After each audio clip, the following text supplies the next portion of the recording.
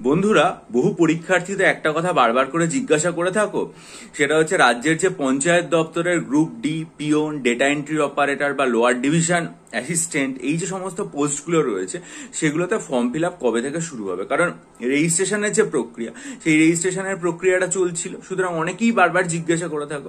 দেখো, এই বিষয়ে কর্মসংস্থান পত্রিকায় দুবার এই খবরটা প্রকাশিত হয়েছে।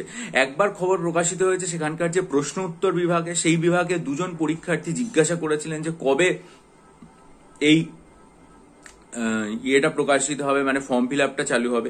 সেখানেও যে উত্তরটা খুব স্পষ্টভাবে দেয়া হয়েছে যে লোকসভা ভোট মিটে গেলে তার পরবর্তী সময় থেকে এইটা শুরু হবে। অর্থাৎ লোকসভা ভোট আমরা সবাই জানি 4 জুন রেজাল্ট বেরোবে, রেজাল্ট বেরোনো শেষ হয়ে যাবে, তারপর থেকে ফর্ম ফিল আপ শুরু হবে। একই রকম ভাবে কর্মসংস্থান পত্রিকাতে একদম প্রথম পাতায় রঞ্জিত ঘোষ মহাশয়ের একটা প্রতিবেদন প্রকাশিত হয়েছে, যেখানে শিরোনামই দেওয়া হয়েছে যে পঞ্চায়েতে 6552 শূন্য পদে অনলাইনের যে দরখাস্ত সেটা শুরু হবে জুন মাস থেকে। কি বলা হয়েছে আমি আপনাদেরকে একবার পুরোটা সরে শোনাচ্ছি।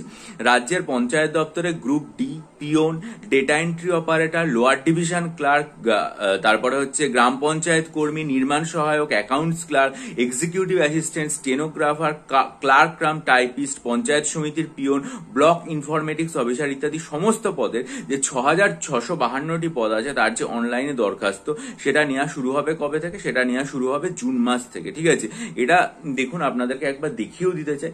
এই খবরটা প্রকাশিত হয়েছে হচ্ছে কর্মসংস্থান পত্রিকার একবারে প্রথমে। তা আমার মনে হয়েছে যেহেতু বহু পরীক্ষার্থী বারবার আর কি মানে সাগ্রহে জানতে চান যে কি হবে, তাই আপনাদেরকে দিয়ে দিলাম খবরটা। তাহলে লোকসভা ভোট মিটলে এটা শুরু হবে, আপনারা ততদিন অপেক্ষা করুন, ভালো করে প্রস্তুতি নিন এবং চ্যানেলটা সাবস্ক্রাইব করে নিন। কারণ যখন আর কি মানে জানানো হবে তখন আমি বলে দেবো, ভিডিওটা লাইক করে বন্ধুদের মাঝে ছড়িয়ে দিই। আর যদি মনে হয় যে মিসলেনিয়াস এবং ক্লার্কশিপের মক টেস্ট নেবেন, তাহলে আমার চ্যানেলে আমি ভিডিও আপলোড করেছিলাম 26শে মার্চ, ভিডিওটা খুব মনোযোগ দিয়ে দেখে আমার সাথে